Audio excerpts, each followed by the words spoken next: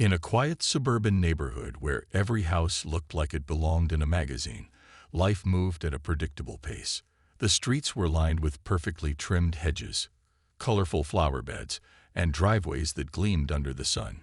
It was the kind of place where people took pride in their homes, and the Homeowners Association, HOA, made sure everyone followed the rules, written or imagined.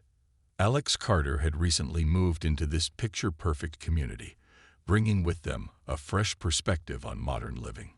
A tech-savvy entrepreneur who valued sustainability, Alex decided to upgrade their lifestyle by purchasing a Tesla Model S. Sleek, silent, and environmentally friendly. The car quickly became the centerpiece of their driveway. To make things even more convenient, Alex installed a state-of-the-art charging station right next to their garage. It wasn't just functional, it added a futuristic touch to their otherwise traditional home. At first, the neighbors seemed intrigued. Some stopped by to admire the shiny new vehicle, asking questions about how it worked and whether it truly lived up to its reputation for efficiency.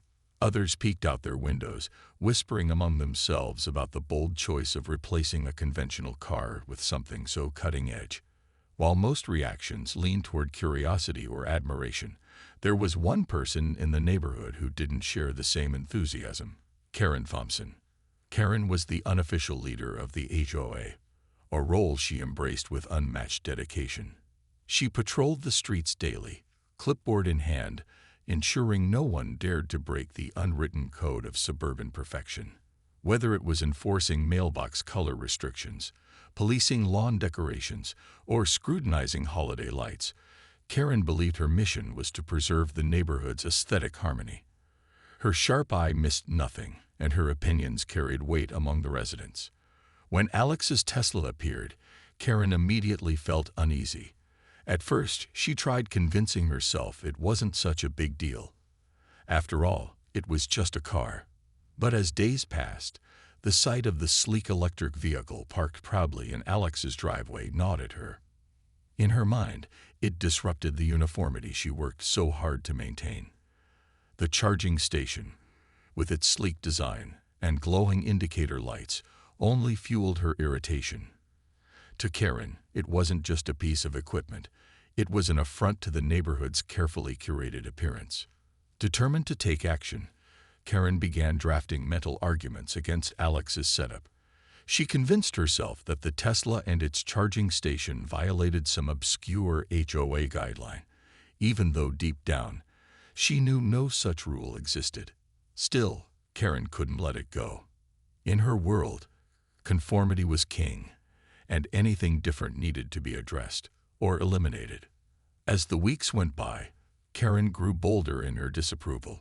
She started exchanging subtle glares with Alex whenever they crossed paths, silently communicating her disdain. Her frustration simmered beneath the surface until one day, she decided enough was enough. With pen in hand and righteous indignation in her heart, Karen crafted a formal complaint, a note destined to set off a chain of events neither she nor anyone else in the neighborhood could have anticipated. The next morning dawned bright and clear, the kind of day that usually filled Alex with energy and optimism. But as they stepped out onto their porch to grab the newspaper, something unusual caught their eye: a neatly folded piece of paper taped to their front door. Curiosity piqued, Alex peeled it off and unfolded it. At first glance, the note seemed formal, almost official, but a closer read revealed its true nature. It was a sternly worded demand from Karen. Written in crisp, no-nonsense language, the letter accused Alex of creating an eyesore by leaving their Tesla parked in the driveway overnight. According to Karen, this violated the HOA's aesthetic guidelines, which apparently required all vehicles to be tucked away out of sight after sunset. The note went on to say that if Alex didn't comply immediately, further action would be taken, including possible fines or even escalation to the HOA board. The tone was polite but firm, laced with just enough passive aggressiveness to make it sting. Alex stood there for a moment, staring at the paper in disbelief. Eyesore. Their Tesla. The same car that turned heads for its sleek design and eco-friendly innovation was now being labeled unsightly. It felt absurd. Shaking their head, Alex crumpled the note and tossed it into the recycling bin, deciding not to let Karen's overreach ruin their day.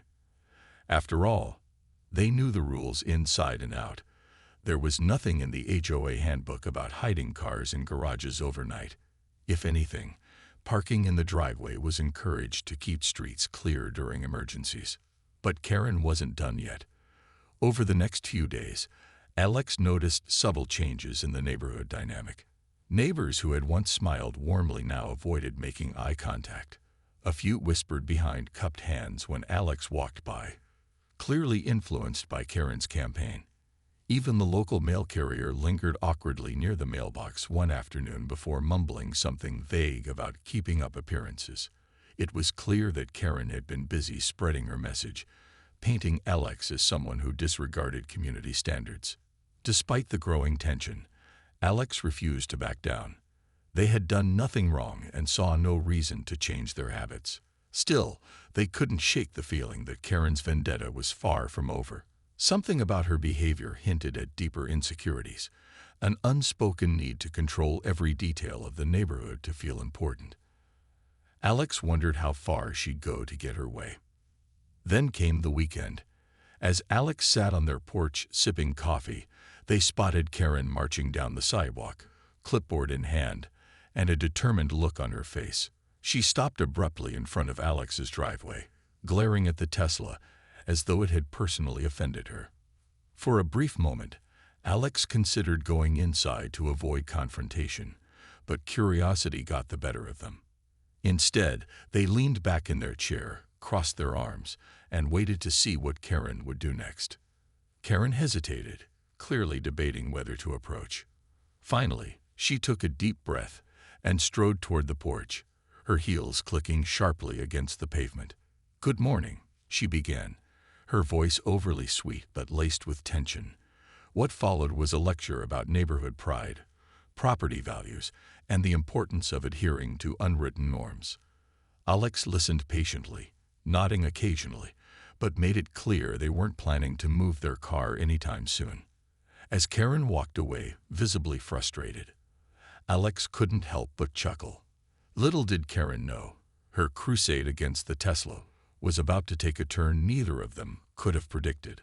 Unbeknownst to anyone in the neighborhood, Alex's charging station played a much bigger role than simply powering a personal vehicle. And soon, Karen's misguided demands would lead to consequences far beyond her wildest imagination. The tension between Alex and Karen continued to simmer, bubbling just beneath the surface of the neighborhood's otherwise peaceful facade. It wasn't long before Karen decided to take her crusade to the next level. She called an emergency HOA meeting, determined to rally support for her cause and put an end to what she saw as Alex's blatant disregard for community standards. The notice for the meeting was slipped under every neighbor's door, complete with a dramatic subject line: urgent discussion on neighborhood aesthetics. On the evening of the meeting, the community center buzzed with quiet murmurs as residents filed in, curious about what had prompted such urgency.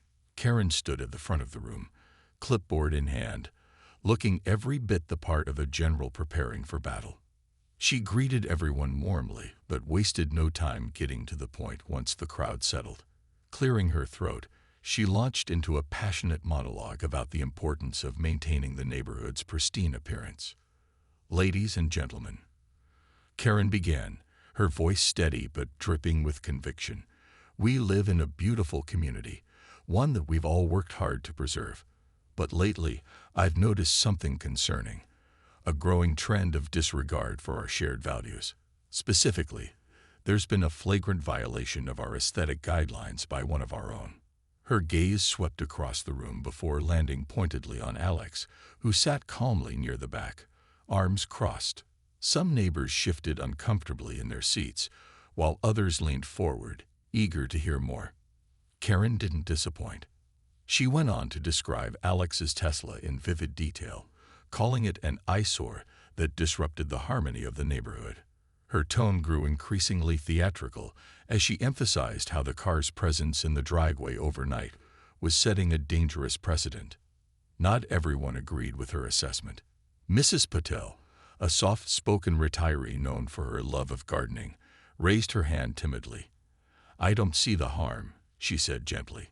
"The car is clean, quiet, and doesn't bother anyone. Isn't it better than having loud trucks or motorcycles parked outside?" Karen bristled at the comment but quickly masked her irritation with a tight smile. "It's not just about this one car," she countered. "It's about upholding our standards. If we let one person break the rules, where does it stop? Next thing you know, people will be parking boats and RVs in their driveways." Others chimed in, some siding with Karen, others defending Alex. Mr. Thompson, a jovial man who always wore Hawaiian shirts, joked, "Maybe we should all get Teslas. Imagine how futuristic the block would look." His light-hearted remark earned a few chuckles, momentarily easing the tension. But Karen wasn't amused. She shot him a glare that silenced any further jokes. As the debate raged on, Alex finally decided to speak up. Standing slowly, they addressed the room with calm confidence. "First, let me say that I understand why some might feel strongly about appearances," Alex began, their tone measured and respectful. "But there's something important to consider here. There are no written rules against parking cars in driveways overnight. More importantly, my charging station serves a purpose beyond personal convenience." The room fell silent, all eyes on Alex. They paused dramatically, letting the weight of their words sink in. Just as curiosity reached its peak, Alex added cryptically, "And trust me, you'll want to keep supporting that purpose when you learn more about it." This statement left the room buzzing with speculation. What could Alex possibly mean? Was it a bluff, or was there truth behind their mysterious hint? Karen, visibly flustered, tried to regain control of the conversation. "Well, whatever your purpose is, it doesn't change the fact that your car is causing division in the neighborhood," she snapped, though her confidence wavered slightly. The meeting ended without resolution, leaving the community divided. While some neighbors began to question Karen's motives, others remained firmly in her camp. For Alex, the confrontation only solidified their resolve to stand their ground. Little did they, or anyone else, know the real reason behind their charging station was about to come to light in a way that would shock the entire neighborhood. A few nights after the heated HOA meeting, Alex was relaxing at home, scrolling through their phone while sipping a cup of tea. The house was quiet, save for the soft hum of the refrigerator and the occasional chirp of crickets outside. It had been an exhausting week, and Alex was glad to finally have some peace. But that calm was about to be interrupted in the most unexpected way. Around 9 p.m., the sound of car engines broke the stillness of the evening. At first, Alex thought it might be a delivery driver, or perhaps Karen making another dramatic appearance. They set their phone down and walked to the front door, opening it just as two sleek black SUVs pulled into their driveway. The vehicles came to a stop, and Alex froze, staring in confusion as the doors opened and two men in sharp suits stepped out. The men approached with purpose, their polished shoes clicking against the pavement. One of them held up a badge briefly, introducing themselves as agents from the governor's office.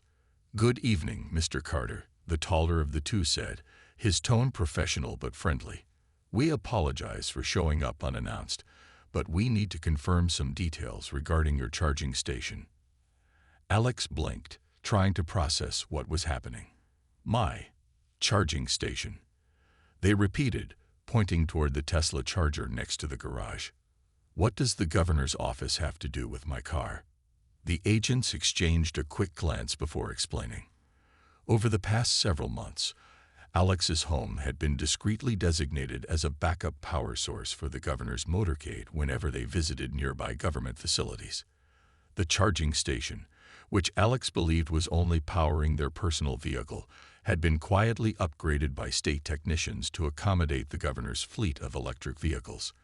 This included advanced security features and a direct line to the governor's logistics team. Alex's jaw dropped. "Wait, You're telling me my driveway has been part of some secret operation this whole time. Why wasn't I informed? The agent nodded apologetically. We understand this must come as a surprise, but confidentiality is critical for security reasons. Rest assured, all necessary permissions were handled on our end, and you've been compensated indirectly through utility reimbursements. He handed Alex a folder containing official documentation, along with contact information should they have further questions. As Alex flipped through the papers, their mind raced. No wonder their electricity bills had skyrocketed recently. It wasn't just their Tesla guzzling power. It was an entire fleet of high-profile vehicles. And now, the full scope of Karen's complaints seemed even more ridiculous. She'd been waging war over something far bigger than she could have imagined. After the agents left, Alex stood in stunned silence, staring at the now empty driveway. Their initial shock soon gave way to amusement.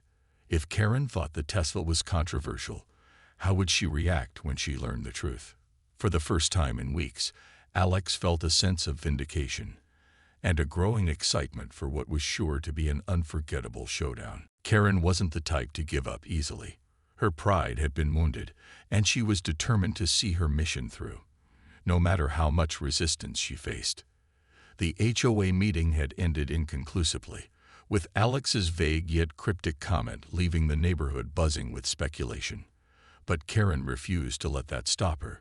If anything, it only fueled her determination to prove that she was right, and that Alex was wrong. Over the next few days, Karen ramped up her efforts. She began drafting petitions, going door to door to gather signatures from neighbors who shared her concerns about maintaining neighborhood standards. She even suggested organizing a special committee to review the HOA guidelines, insisting they needed stricter rules regarding visible vehicles. Some neighbors reluctantly signed her petition, not because they agreed with her, but because they didn't want to deal with her relentless persuasion. Others outright refused, citing Alex's point that there were no actual violations to address. But Karen's piece de resistance was her plan to involve the media. Convinced that public pressure would force Alex to back down, she contacted a local news station, pitching a story about neighborhood disputes over modern technology. She painted herself as a champion of community values, standing up against disruptive influences like oversized solar panels, loud electric scooters, and, of course, unsightly cars parked in driveways overnight. The reporter on the other end of the line seemed mildly interested, asking for more details before promising to look into it. Meanwhile, Alex had been preparing for the governor's upcoming visit, as instructed by the agents from the governor's office. They received specific instructions: ensure the charging station was fully operational, keep the driveway clear, and maintain confidentiality until the motorcade arrived. While Alex found the situation both surreal and amusing, they also felt a sense of responsibility. This wasn't just about them anymore. It was about supporting something larger than themselves. The day of the governor's scheduled stopover finally arrived. Early that morning, Alex double-checked everything, making sure the charging station was ready and the area was tidy. As noon approached, they stood by their window, watching for any signs of activity. Then, at exactly 12:30 p.m., the sound of engines filled the air. Black SUVs rolled into the cul-de-sac one by one, their tinted windows reflecting the sunlight. Neighbors paused whatever they were doing, stepping outside to gawk as the motorcade made its way toward Alex's house. Karen, who had been pacing near her mailbox, immediately spotted the commotion. Thinking this might be her chance to confront Alex once and for all, she marched over, clutching her clipboard like a shield. "This is unacceptable," she declared loudly, pointing at the procession of vehicles. "You can't just block off the entire street for your little stunt." Her words trailed off as the governor himself stepped out of one of the SUVs, flanked by security personnel.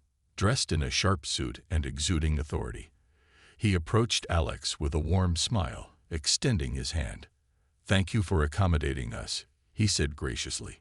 "Your cooperation has been invaluable to our operations." For a moment, Karen stood frozen, her mouth agape. The clipboard slipped from her fingers, clattering to the ground. All around her, neighbors exchanged astonished glances, piecing together what was happening.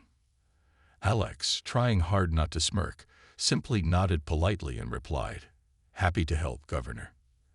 As the scene unfolded, whispers rippled through the crowd. Someone muttered, "I knew there was more to it." Another neighbor nudged Karen gently, saying, "Maybe we should have listened to Alex sooner." Humiliated and utterly defeated, Karen retreated to her house without another word, her grand plans crumbling before her eyes. What had started as a petty disagreement over parking had transformed into a spectacle that exposed Karen's misguided crusade for what it truly was, an overreach driven by ego rather than reason. And while Alex basked in the newfound respect of their neighbors, they couldn't help but feel a twinge of sympathy for Karen.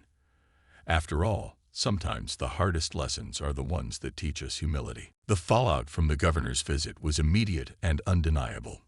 For Karen, it was nothing short of a public relations disaster. Her carefully constructed image as the neighborhood's guardian of order had crumbled in front of everyone. The same neighbors who once nodded along with her complaints now avoided eye contact or gave her polite but distant smiles. Even worse, whispers followed her wherever she went, whether it was at the mailbox, the grocery store, or the local coffee shop. The phrase, "charging station for the governor," became a quiet punchline, one that Karen couldn't escape no matter how hard she tried. Determined to salvage what remained of her reputation, Karen decided to take drastic action. She announced an impromptu neighborhood barbecue, framing it as a celebration of civic pride and community spirit.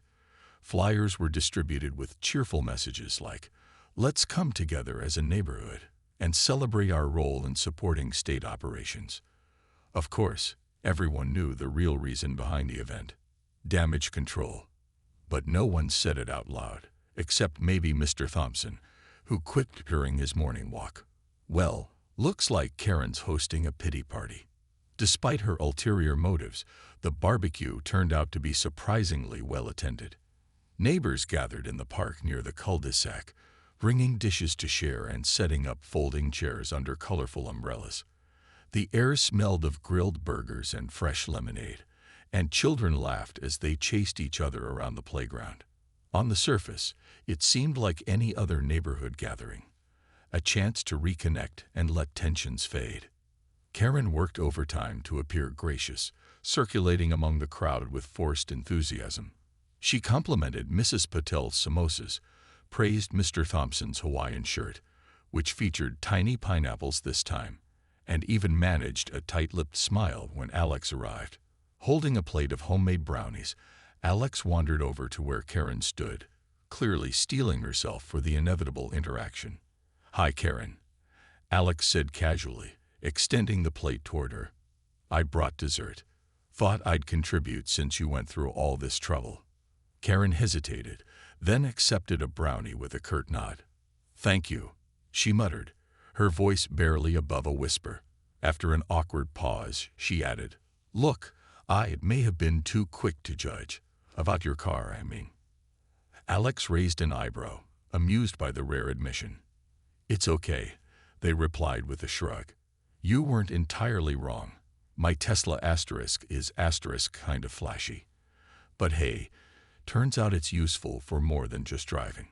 A reluctant laugh escaped Karen's lips, breaking some of the tension between them. "Yeah, I guess so," she admitted, shaking her head. "Still, I could have handled things differently. Maybe listen more." The moment passed, but it marked a turning point. Over the course of the afternoon, conversations flowed more freely, old grievances began to dissolve, and a sense of camaraderie returned to the neighborhood. Some neighbors apologized to Alex directly, admitting they'd jumped to conclusions based on Karen's lead. Others joked about starting their own electric car club, inspired by the idea of being part of something bigger than themselves. As the sun dipped below the horizon, casting golden light across the park, Alex found themselves reflecting on everything that had happened. What started as a simple disagreement over parking had spiraled into a whirlwind of drama, secrets, and unexpected revelations. Through it all, Alex had stayed true to themselves, refusing to bend to unreasonable demands. And while they hadn't sought recognition or validation, it felt good to know that their actions had earned respect, not just from their neighbors, but from people far beyond the confines of the cul-de-sac. By the end of the evening, Karen's barbecue had achieved its goal, not because it erased the past, but because it reminded everyone of the importance of humility, forgiveness, and second chances. As Alex packed up their empty brownie tray and headed home, they couldn't help but smile. Life in the neighborhood wasn't perfect, but it was definitely interesting. And sometimes, that was enough. In the weeks that followed the barbecue, the neighborhood began to feel different, lighter, somehow. The tension that had hung thick in the air for so long finally lifted, replaced by a renewed sense of connection and understanding. Neighbors who had once avoided each other now exchanged warm greetings during morning walks. Kids raced bicycles down the street again, their laughter echoing through the cul-de-sac. Even Karen seemed to soften, her clipboard noticeably absent as she tended to her flower beds with quiet determination. Alex, meanwhile, found themselves at the center of this subtle transformation, not as a source of conflict, but as a bridge. People stopped by more often, curious about the governor's visits, or eager to share stories of their own. Mrs. Patul brought over jars of homemade mango pickle as a thank you gesture, while Mr. Thompson proudly showed off his grandson's drawing of a Tesla surrounded by black SUVs. He says it's his dream car now, he chuckled, handing Alex the colorful artwork. You've inspired the next generation. The governor's motorcade continued its occasional stops at Alex's house, though these visits became less of a spectacle over time. Neighbors grew accustomed to seeing the sleek vehicles pull into the driveway, and instead of gawking, they simply waved or gave a friendly nod. Some even joked about renaming the street Governor's Lane or petitioning for honorary road signs. For Alex, it was a strange yet satisfying blend of normalcy and notoriety. Karen, true to her word, made an effort to change. She still cared deeply about the neighborhood's appearance, but her approach shifted from rigid enforcement to collaborative problem-solving. When a new family moved in across the street, she welcomed them with a basket of muffins and a handwritten note offering help with anything they needed. At HOA meetings, she listened more than she spoke, occasionally glancing at Alex with a mix of gratitude and lingering embarrassment. It wasn't a complete personality overhaul, but it was progress, and the neighborhood noticed. One evening, as Alex sat on their porch watching the sunset, Karen approached hesitantly, holding 2 cups of coffee. "Mind if I join you?" she asked, her tone softer than usual. Alex nodded, scooting over to make room. They sipped their drinks in companionable silence for a moment before Karen spoke. "I owe you an apology," she said, staring at the horizon. "Not just for the Tesla thing, but for everything. I let my pride get in the way, and I hurt people, including myself. That's not who I want to be." Alex smiled faintly. "Apology accepted," they replied. "To be honest, I think we all learned something from this mess. Me included." Karen nodded thoughtfully. "Still, I can't believe I didn't see what was right in front of me. You were doing something important, and I treated it like some kind of personal insult." "It's okay," Alex said with a shrug. "Sometimes the truth is hard to spot when you're too close to the situation. Trust me, I've been there." They shared a laugh, the sound mingling with the chirping of crickets and the rustle of leaves in the breeze.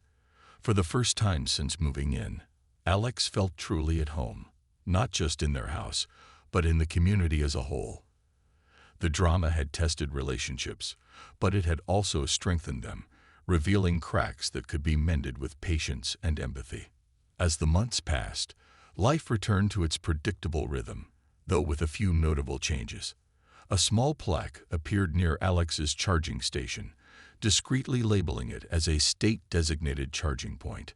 Neighbors took turns hosting block parties, ensuring everyone felt included. And Karen, though quieter now, remained a fixture of the neighborhood, albeit a kinder, gentler version of her former self. Looking back, Alex realized the ordeal had taught them an important lesson. Standing your ground isn't always about winning arguments or proving others wrong. Sometimes it's about staying true to your values, even when the world pushes back. And sometimes it's about finding unexpected allies in the most unlikely places, even in someone like Karen. Life in the cul-de-sac wasn't perfect, nor would it ever be. But it was real, messy, and full of moments worth cherishing. And as Alex leaned back in their chair, watching the stars appear one by one, they couldn't imagine wanting anything more.